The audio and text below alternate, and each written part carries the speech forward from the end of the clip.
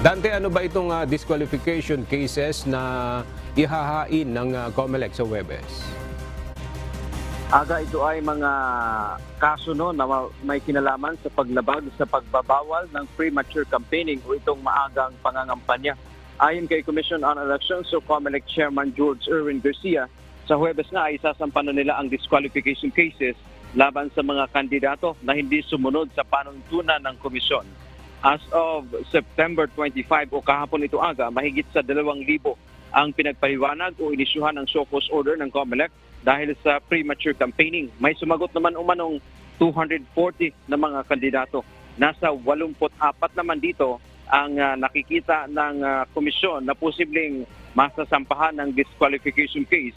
Samantala, batay sa pagsusuri ng Task Force kontra EPAL, 141 naman ang walang sapat na batayan para sila ay masampahan ng kasong disqualification.